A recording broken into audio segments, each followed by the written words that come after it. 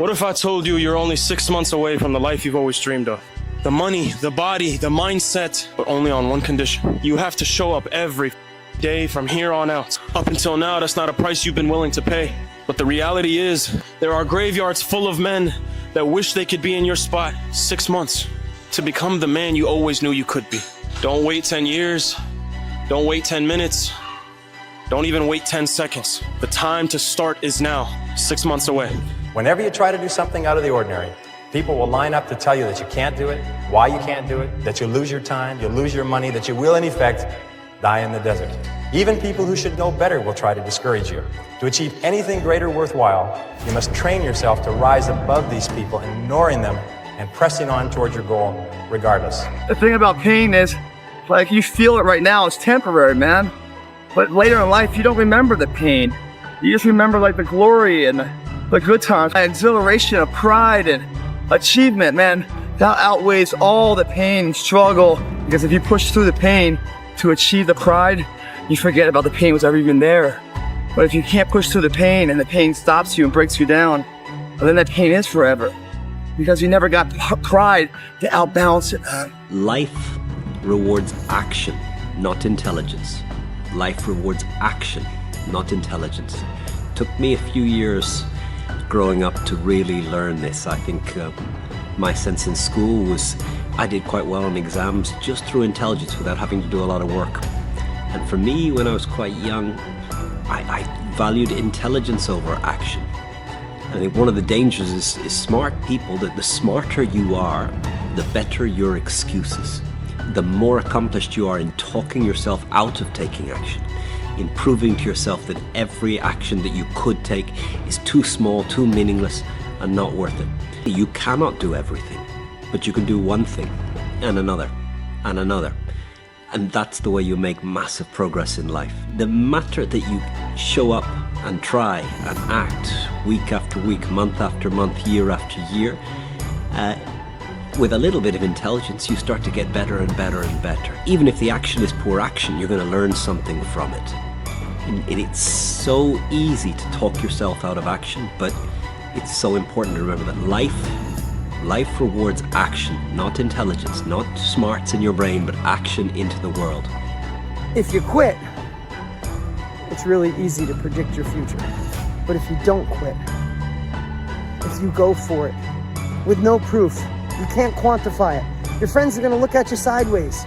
But you'll have the opportunity to play in the game and stop sitting on the sidelines. And you might fail for a while. And you might have to pay your success tax. And you might have to go through 7 failures, 9 failures, 12 failures. You might be sleepless at night wondering why the heck you're doing it. But on the other side of that, you get to see who you're meant to be, who God designed you to be, and tap into your full potential, and there's nothing better. Everybody has that voice in their head that says, hey, could you really do this? Is it going to happen? There's nothing out there for me. And that's the problem. You hung up your cape and your cow, but you didn't move on. You never went to find a life. But you're not living. You're just waiting, hoping for things to go bad again. Whatever reasons that we usually give ourselves in the beginning for why we can't achieve something, you can almost always find not only just someone, but someone who's achieved world-class levels of success with worse conditions than you currently have, which then means it's absolutely possible, and then the only thing that it takes to get there is work. If you want to change your life, you must change your ways.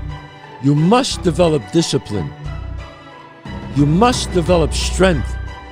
You don't achieve worthwhile goals quickly or easily. They take time. Relentless pursuit, day in and day out. That's what it takes. But also, things don't usually fall apart quickly either. It's a slow process. A little slip here, a little setback over there. If you talk about work-life balance as a 22-year-old man, you're hanging around with the wrong people. That gnawing feeling when you realize you've outgrown your social circle isn't loneliness. It's your ambition finally speaking louder than your need to belong. And there's a narrative that we should not criticize ourselves. We should not say the things that we could have done better. But I believe that that voice isn't an insecurity. I think it's a version that wants you to chase your potential. Every single one of you out there have exactly what you deserve. You might think that life is unfair. You might think that life dealt you a bad hand, but I'm here to tell you life will give you exactly what you tolerate. And if you've been tolerating mediocrity, you've been tolerating average, you've been tolerating this victim mentality that you're carrying, then guess what? You have exactly what you deserve. If you want something bad enough, you can't let anybody tell you you can't do something, not even yourself. The biggest mistake a person can do right now, no matter in which situation you are, is to give up. You might not reach the best version of yourself in this lifetime, but a better one than you are right now. You want to be the one that says, I'm going to do it anyway. I know I don't feel good today, but I'm going to go out there and I'm going to prove to myself that even on days that it doesn't feel right, I push myself. The only way to gain confidence in yourself is to build something. You know, people give up right before they get what they've always wanted to get. People quit and they give up. And I will not be the person who quit before I got what I wanted or what I needed or what I felt I was supposed to have. You're not only winning when things are going your way. If you only did what you were supposed to do when you were motivated to do it, that's leaving it to chance. But if you're disciplined, you go do what you're supposed to do. That's the way it works. You can doubt the process, question your talent, be uncertain that you're making progress, disparage your accomplishments, permanently feel like you're not working hard enough no matter how hard you work, never give yourself a break, fail to fully feel gratitude, be terrified of never reaching your goals, and still end up in a place that your 20-year-old self could not imagine you'd ever get to. Self-belief is overrated. Generate evidence. If tomorrow wasn't promised, what would you give for today? We get one opportunity in life, one chance in life to do whatever you're gonna do, to lay your foundation, to make whatever mark you're gonna make, whatever legacy you're gonna leave your legacy. And it's found through effort. Wins and losses come a dime a dozen, but effort, nobody can judge effort. Know what your intent as the commander of your life. Know what your intent is, and then fight with everything you've got to win. Toughness is not about how many push-ups you can do or what you can bench press or how far you can run. Toughness is in the mind, and your body can be the most perfect, the most conditioned specimen. But if you don't have a tough mind, if you don't have a toughness of the mind, if you don't have a tough will, you're not tough. But I'm gonna try my best to stay consistent. Yes. Because I believe when I'm consistent, I can build on consistency, not just in my life, but in several areas and aspects of my life that are tied to different people. And so I believe in the power of consistency, not saying that one has to just stay going at whatever it is that they doing, because you might need a break and it's all good. But just speaking to me and my purpose and how I operate, I believe in staying consistent and sometimes just changing my aim and my focus and altering it on certain days when different situations and circumstances pop up. One day in the gym is basically imperceivable. 2 days in the gym, you don't recognize any change whatsoever. 100 days in the gym, and you're almost a new person. You only got one life, guys. Again, if you work it right, you only need one. The heaviest things in life aren't iron and gold, but unmade decisions. The reason you are stressed is that you have decisions to make, and you're not making them. We're all writing a book. What's your book look like? What does your book look like? Like your life is a book. You got a bunch of chapters in your book, but when they close that book, how good was the book? If your definition of success is win or lose, giving everything you've got and growing or learning along the way, then you're setting yourself up for success. I really think the biggest cheat code in life is just going after it and not being concerned of whether or not you fail at one specific task. Instead, understanding the big picture, what your long-term goal is, and knowing if you keep driving forward and never quit, in the end you will succeed. It is so easy to beat people today. They are so soft. They have no work ethic. No one can stick with anything. Everyone's distracted. They're on social media. They're counting their notifications because they can't stick with shit. They can't say no. Your excuses, well, destroy you and take everything that you ever wanted from you if you let them. Your biggest enemy is you.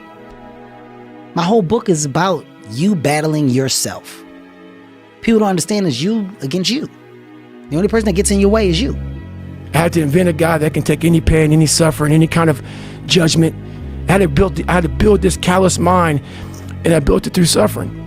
If my life was a movie and someone were to watch it, I hope they'd be inspired to take risks, not just risks to achieve success, but embrace feeling, both pride and shame, fear and excitement. Personally, I want to experience as much life as possible, and that only happens when you embrace the highs and the lows. No one's gonna come to help me. No one's gonna come to help me. It's me against me, period. And so I had to man up, and I said, the first thing I gotta start doing is facing every fear I have, no matter what the it is, man. And these things would keep me up at night. No one, people who are hearing this shit, they will never really understand and grasp when you face these things and so many things, how they keep you up and haunt you at night. But if I'm feeling bad, that doesn't mean I'm doing bad. That doesn't mean I am bad. That doesn't mean that I can't still take some action.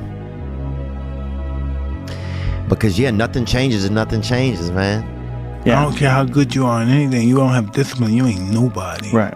You're nothing without discipline. Because you give up under the slightest struggle without discipline. 100%. I mean, discipline is doing what you hate to do, but do it like you love it. Doing what you hate to do, but do it like you love it. Nothing's permanent.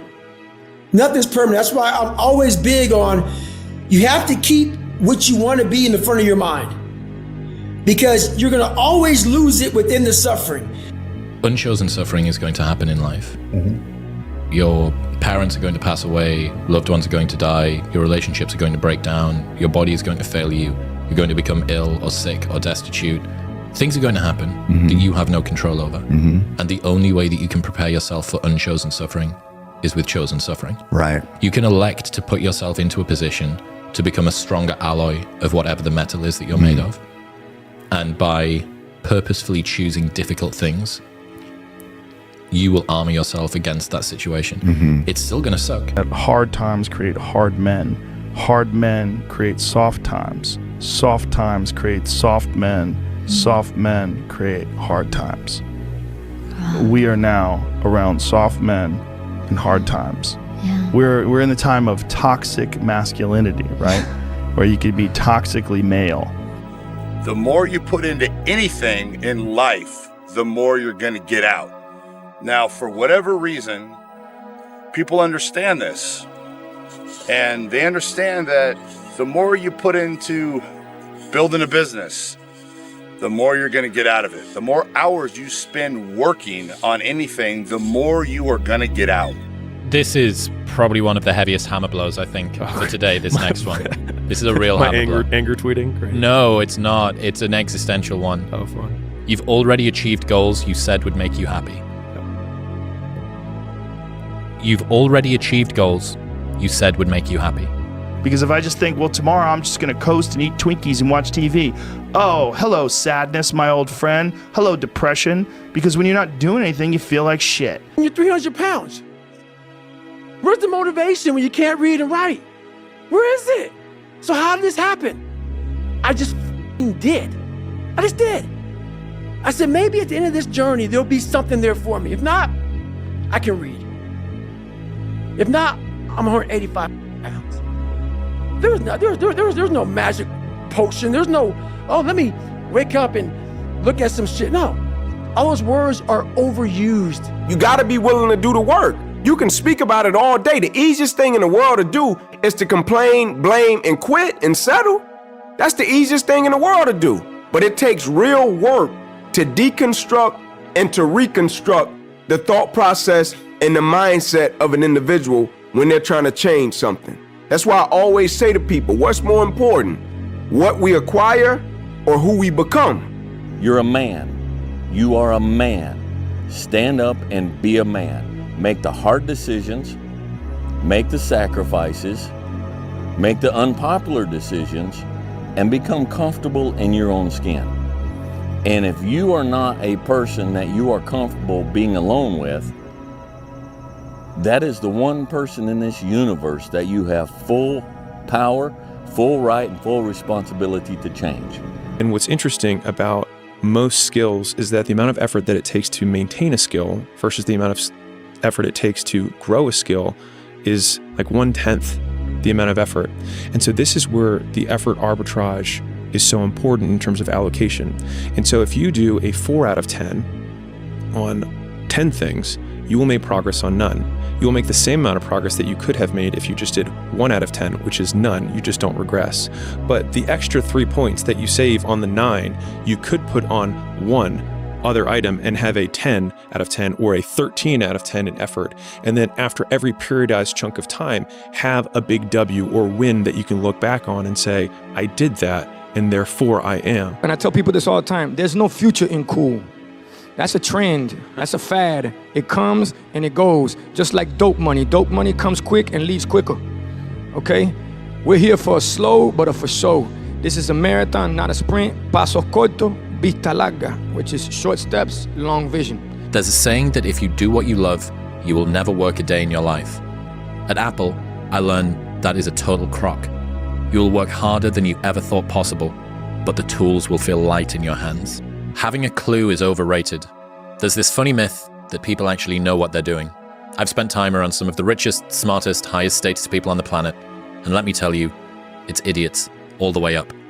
Normalize saying, I don't have a clue, I'm going to work out how to do it anyway. There are more possible games of chess than there are atoms in the universe. No one could possibly predict them all, even you. Which means that that first move can be terrifying. It's the furthest point from the end of the game. There's a virtually infinite sea of possibilities between you and the other side, but it also means that if you make a mistake, there's a nearly infinite amount of ways to fix it. So you should simply relax and play. You don't set them a bar that's so high that it's impossible for them to attain it. You take a look at the kid and you think, okay, this kid's got this range of skill. Here's a challenge we can throw at him or her that exceeds their current level of skill, but gives them a reasonable probability of success. And so, like I'm saying it tongue-in-cheek to some degree, you know, it's like, but I'm doing it as an aid to humility. It's like, well, I don't know how to start improving my life. Someone might say that. And I would say, well, you're not aiming low enough. There's something you could do that you are regarding as trivial, that you could do, that you would do, that would result in an actual improvement. But it's not a big enough improvement for you, so you won't lower yourself enough to take the opportunity. Set out to do something, went through it, along the way, faced adversity, faced the pain, right in the eyes, kept going past it. Our lives, what we create, are made from the decisions we make on a moment-to-moment basis. Champions are never woken up and born into success. They're created, they're mature, they're struggled and weathered through that effort of hard work and dedication and sacrifice to achieve that championship status. It's these moments, these decisions we make on a daily basis. Do we get up early and go for a run? Do we hit the snooze button? Do we go that extra rep in the gym and our body's dying? Do we push past that? All these little things are the inches that add up to be the measure of difference between first place and forever forgotten. Second place. Huge margins. But if you look about your day and all these little moments of life, all these little opportunities are in your wheelhouse. You create them. And later in life, when you're crying because you came up short, stop being so selfish. Look back on your day, examine it, put it under a microscope, and have responsibility for your actions. Those inches you need to be number one then, which is now in the past, are around us every single day. It's not a bad break. It's not the ref making a bad call. It's that you get up that day and do those little tiny things, the little details, the little nuggets of life. That's what adds up to be the difference. And if you're gonna sit here and complain why you came up short, without taking responsibility and looking at yourself internally first on all the opportunities you decide to pass on for comfort, then you're a shallow person, guys. But the magic you're looking for in life is in the work you're avoiding.